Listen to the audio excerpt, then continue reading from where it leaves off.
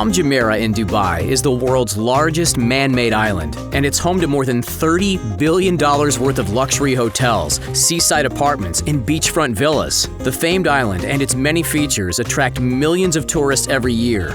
Years of research and the work of Dubai's brightest minds went into creating the paradise, and it was created using real rocks, sand, and trees to make it feel like a tropical island. There's even plans to create 2 more multi-billion-dollar islands nearby. Here's all the innovation and luxury that went into creating Dubai's most popular and incredibly expensive attraction. Palm Jumeirah was an ambitious project launched by the government of Dubai in 2001.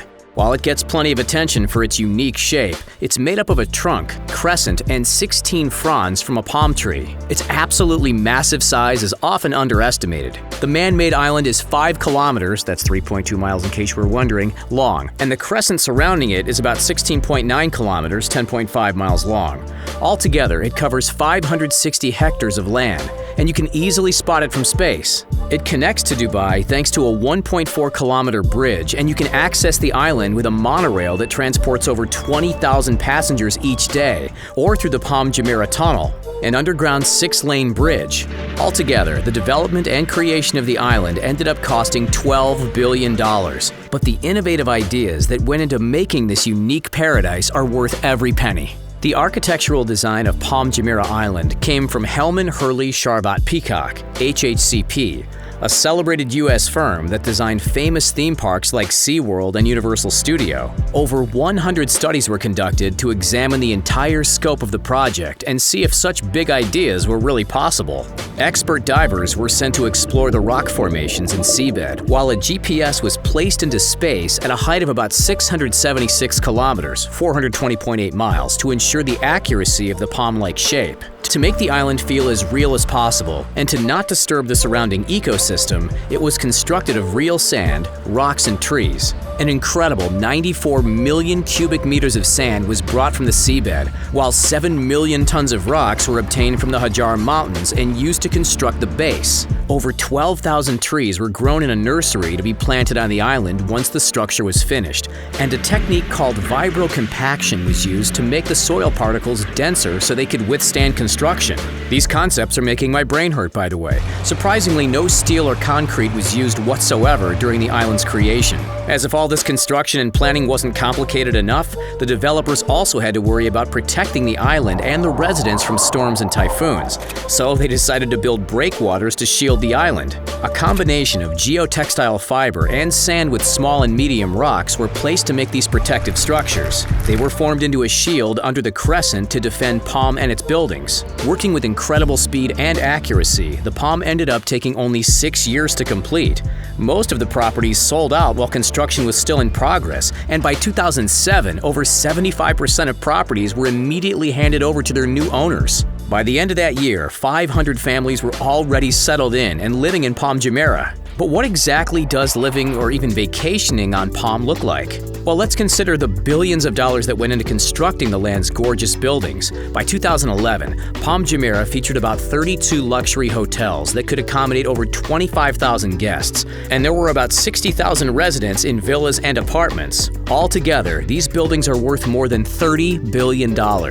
With that kind of money dedicated to construction, it's no wonder each building feels like a luxurious and opulent resort. Every single one has water views, and most of them even have their own private beaches. Let's take a look at some of the best places to stay. The most famous of the hotels is a sprawling $1.5 billion resort called Atlantis. It has its own water park and underwater aquarium. The Palm's richest guests often stay in the iconic Royal Bridge Suite, which will set you back a cool $25,000 per night. Another popular stay is one and only the Palm. It's made up of beachside mansions and 2-story villas with private pools. It's one of the most luxurious hotels on the island, but you can grab a small room for a base price of AED $3,000 per night or $816 US. Jumeirah Jebel Saray is one of the best resorts for perfect vacation vibes and ocean views. It comes complete with private beaches and has some of the best nightlife, including places like the Crown, a Mala and Club Lounge. You can grab a small room and 1 bed for AED $1,000 per night or $272 US. For the same minimum price, you could also stay at Anantara, the Palm Dubai Resort. This hotel has 400 meters of pristine beaches and offers some of the best boating experiences on the island. There are also tons of sea view apartments for rent if you want to make your stay a long one. The most expensive rentals of these fairly modest apartments are around AED 400,000 per year, or about $109,000 US. But as the name suggests, each unit offers you gorgeous views of the water right outside your window. There's also plenty of apartments for sale, but even the cheapest units will cost you at least AED 650,000, which is about $177,000 US. The most expensive luxury units feature things like balconies with the best unobstructed views and floor-to-ceiling windows, and they can cost as much as AED 58 million or $15.8 million US.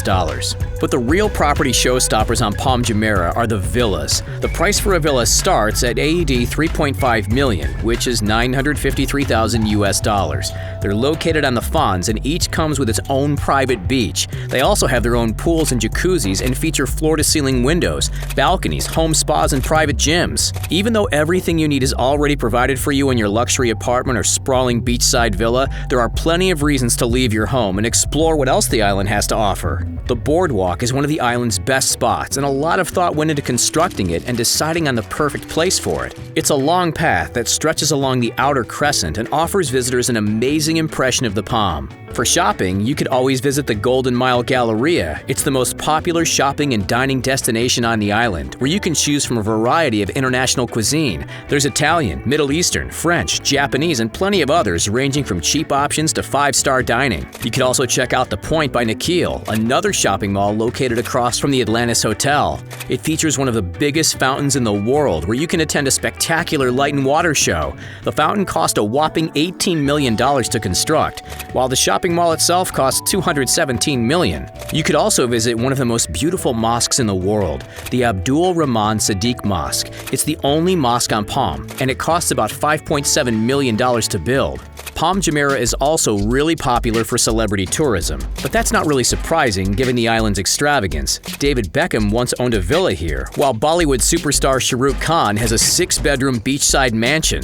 The Kardashians, Priyanka Chopra, and Robert De Niro are just a few of the celebrities known to frequently visit the island on vacation. With the incredible success of Palm Jumeirah, Dubai has even tried to recreate it. The Palm was originally part of a 3-island project. The other 2 islands are Palm Jebel Ali and Palm Deira, and the plan was to make them much bigger than the first island. But there's been a few problems. Construction has been pushed back over the years due to budget constraints and a financial crisis. Developers aren't sure when these islands will be finished, or if they're able to finish them at all. Developers are now talking about turning these islands into 4 smaller private islands instead. Palm Deira has been rebranded as Deira Islands, and it's expected to be home of 2 high-rise buildings and a long shopping street, while Palm Jebel Ali might never be made at all.